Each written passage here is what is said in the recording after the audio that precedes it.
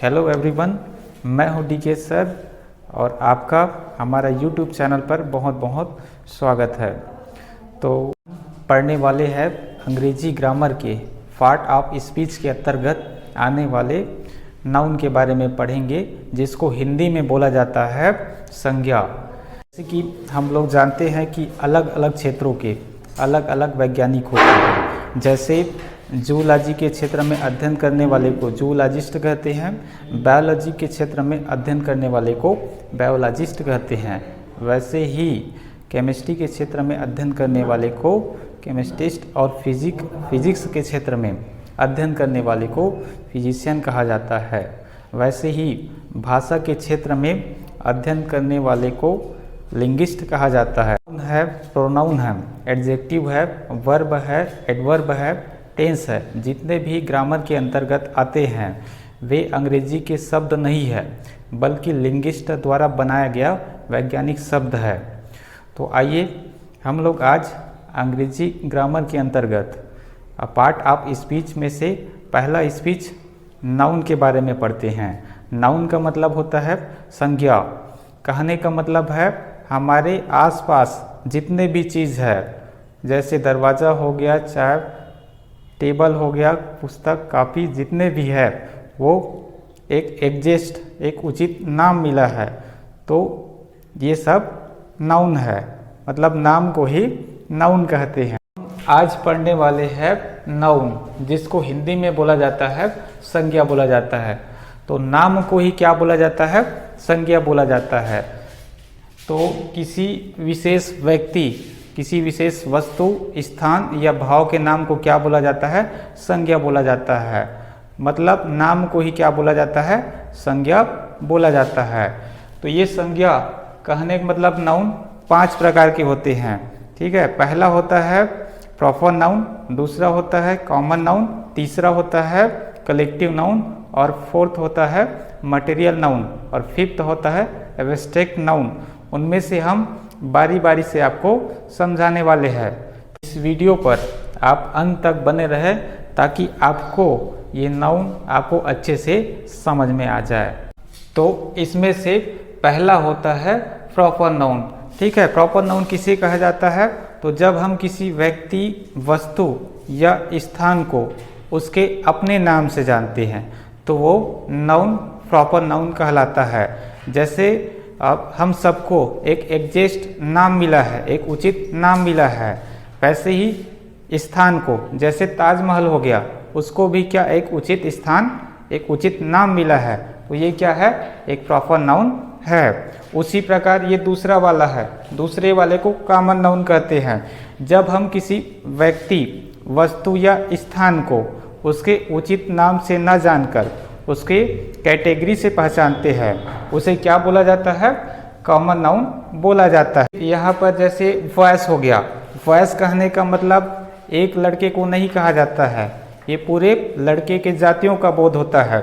उसी प्रकार जैसे ये कंट्री हो गया, गर्ल्स हो गया, विलेज हो गया, व्हीकल हो गया। व्हीकल कहने का मतलब होता है ये कोई भी गाड़ी को कहते हैं। ठीक है, तो ये क्या है? कॉमन नाउन होता है। जैसे मैं और बता देना चाहता हूँ, जैसे सलमान खान हो गया, तो सलमान खान का एक एग्जैक्ट, एक उचित नाम है, तो किसके अंतर्गत आएगा? प्रॉपर नाउन के अंतर्गत आएगा। बल्कि उसके जो जितने भी कार्य है, जैसे एक्टर हो गया, तो वो उसके कॉमन नाउन को दर्शाएगा। इसके बाद हमारा तीसरा नाउन आता है कलेक्टिव नाउन, जिसे हिंदी में समूहवाचक संज्ञा कहते हैं। तो ऐसा नाम जो एक से अधिक वस्तु या व्यक्तियों के लिए इस्तेमाल होता है, उसे कलेक्टिव नाउन कहा जाता है। जैसे हो गया टीम, कहने का मतलब यहाँ एक से अधिक व्यक्तियों का नाम आया है। ग्रुप में भी कहने का मतलब इसमें भी एक से अधिक, 1 से 2 हो गया, मतलब ये कलेक्टिव नाउन के अंतर्गत आता है। जैसे फैमिली हो गया इत्यादि। तो हमारा उसके बाद चौथा नाउन आता है मटेरियल नाउन, जिसे हिंदी में पदार्थवाचक संज्ञा कहते हैं। तो इसका परिभाषा किसी भी कच्चे माल या धातु जिससे कोई सामग्री बनाया जाता है, उसे मटेरियल नाउन कहते हैं। आप ऐसा भी बोल सकते हो जैसे हमारे पास कोई कच्चा माल है, उसे हम एक उचित एग्जैक्ट वस्तु बनाते हैं और उसको एक उचित नाम देते हैं, तो ये मटेरियल नाउन कहलाता है। जैसे हो गया गोल्ड, प्लास्टिक हो गया, चाक हो गया इत्यादि।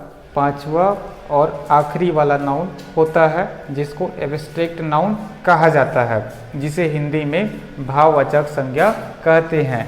तो हमारे अंदर जितने भी भाव होते हैं, जितने भी फीलिंग्स होते हैं, जितने भी दशाएं हमारे अंतर्गत आते हैं, ये सब भाववाचक संज्ञा कहलाते हैं। जैसे हो गया, जैसे हमको भूख लगना है, प्यास लगना है, जैसे प्रेम है, जैसे सैडनेस है, ओल्ड है, यंग है, चाइल्डहुड, ये सब एब्स्ट्रैक्ट नाउन के अंतर्गत आते हैं। तो लेट्स डू प्रैक्टिस, चलो अभ्यास करते हैं। तो नाउन को जो है 2-3 एग्जाम्पल के द्वारा अच्छे से समझ सकते हैं। जैसे फर्स्ट वाला हो गया, राम गाड़ी चला रहा है, तो इसको इंग्लिश में इसका बनेगा Ram is driving the vehicle.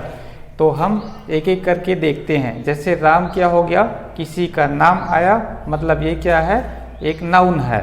तो हम जान गए किसी का नाम आया मतलब ये प्रॉपर नाउन है। इज हेल्पिंग वर्ब है, ये किसी का नाम नहीं है, ना तो ये ड्राइविंग है, बल्कि ये द व्हीकल, किसी गाड़ी का नाम आया, किसी गाड़ी के जाति का बोध कराया है, इसलिए ये कॉमन नाउन है।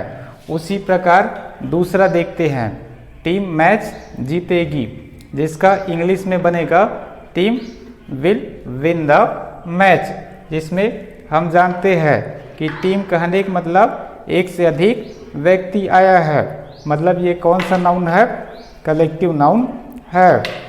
और ये विल हेल्पिंग वर्ब है, तो ये नाउन नहीं है। उसी प्रकार ये जो विन है, विन द मैच, तो ये जो मैच है ये किसी खेल का नाम आया है, तो ये एक प्रकार से कॉमन नाउन है। आशा है मेरा वीडियो आपको पसंद आया होगा, तो वीडियो को लाइक करें, चैनल को सब्सक्राइब करें और बेल आइकन को दबाना ना भूलें। धन्यवाद।